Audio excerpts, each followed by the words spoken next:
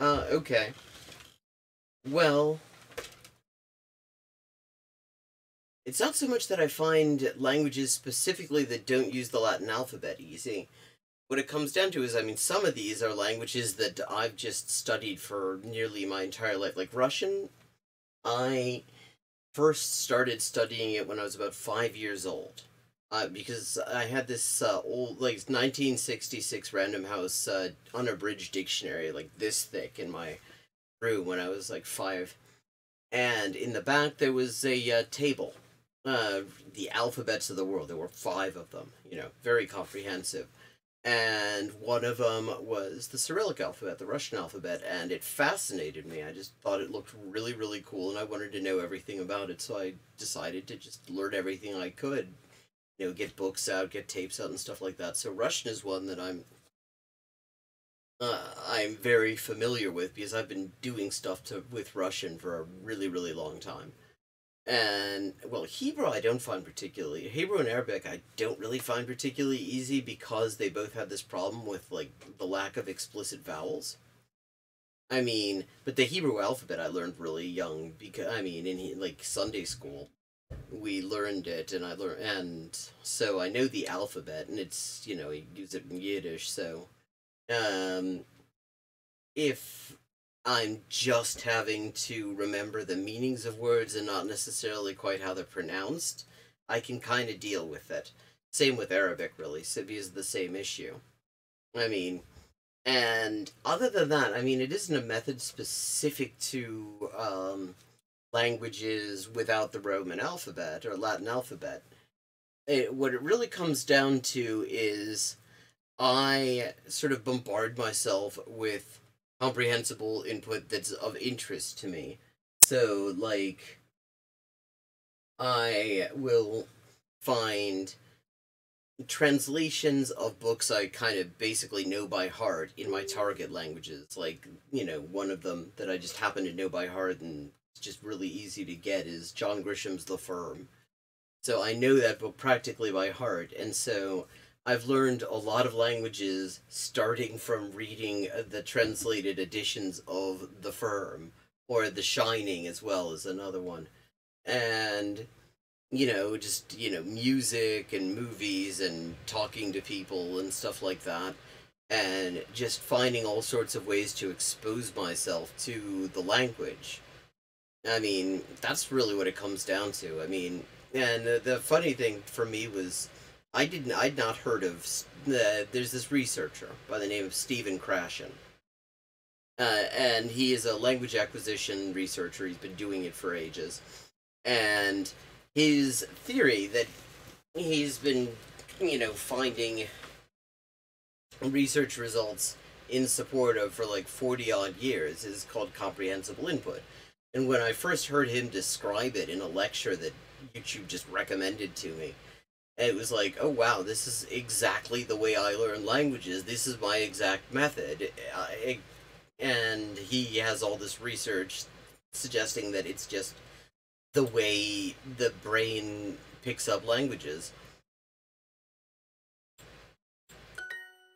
Ihan Mader Revan Shinoch. The dog eats before the fox. Fox? I mean, I'm actually sort of putting together a coaching course type thing where I help people develop confidence in speaking by helping them hook up with language learning materials that come from their areas of interest, because we all have varying levels of fluency even in our native language depending on various things, one of which is topic. Like if you want me to talk about like particle physics, for example, I'm not fluent in anything because I know basically nothing about it. But you put on subjects that I'm familiar with and comfortable with and confident and enjoy, I can talk for hours. I can talk for days. And the thing is, the language is the language. you're going to get the same, grammar, you're going to get the same pronunciation, all that stuff, regardless of what subject you're being exposed to, right? Like, I mean, it doesn't matter whether you're reading an Italian translation of The Shining or the Codice di Procedura Penale or something like that. You're gonna get, it's still Italian. You're still picking that stuff up. You're picking up a different vocabulary, but you're still picking up important aspects of the language that are transferable to being able to talk about other more general things. So this like coaching program that I'm putting together is where clients will talk to me and I'll interview them and find out what kind of stuff they're into, what their subjects are, and then help them find resources in their target language that allow them to learn their target language through the medium of the stuff they like. Which is basically, I mean, that's what I do. I learn my target languages through the medium of the stuff I like. And the languages that I've had the least success with are, oh yeah, I mean, like, I was doing comprehensible input before I knew that comprehensible input was a thing. And like, when I first heard him, it's like, holy shit, this is exactly what I do. This is literally my thing. I just thought it was like my thing. But then, I started to, a couple of years ago, I started to like seeing YouTube polyglots and listening to how they talked about how they learn stuff, like, and it was like, they're basically just doing the versions of the same methods that I did, that I thought I was the only one who'd ever heard of. And, gradually you start to realize that actually probably the biggest barrier to most people learning other languages is the shit they teach you in school and how completely those methods are incompatible with the way we actually learn languages. So yeah, I mean, the Brun Origami. The girl is sad. That could also mean the girl is sorry. Ar. Same in Welsh, incidentally. Yeah, I mean, the languages I've had the least success with are the languages I've had the hardest time getting materials in the subjects that getting materials that allow me to learn it through the medium of the stuff I like. Like Farsi and Hindi, I have a lot of trouble finding that sort of material.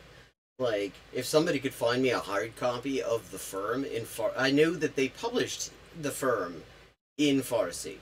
I've got a bad PDF that I've seen of it.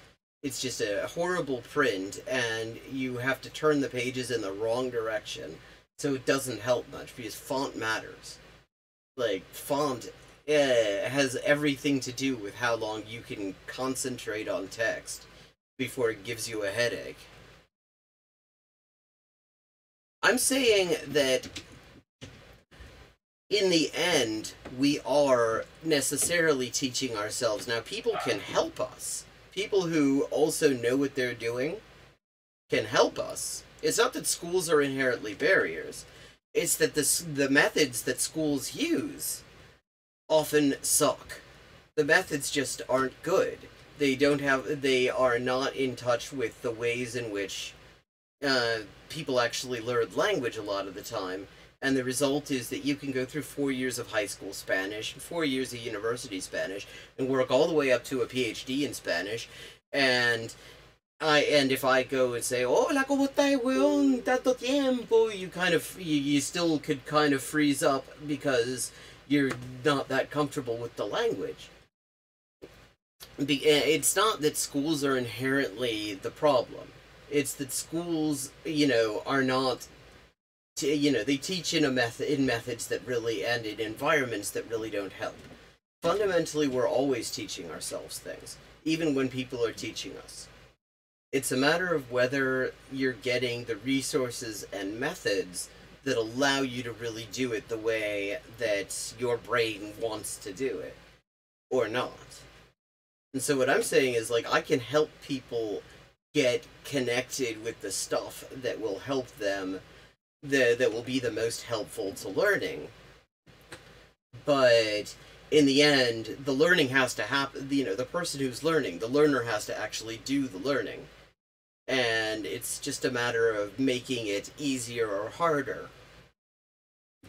And to me, the role of a good teacher in this sort of situation is helping people to understand, get in touch with the best way for them to learn things.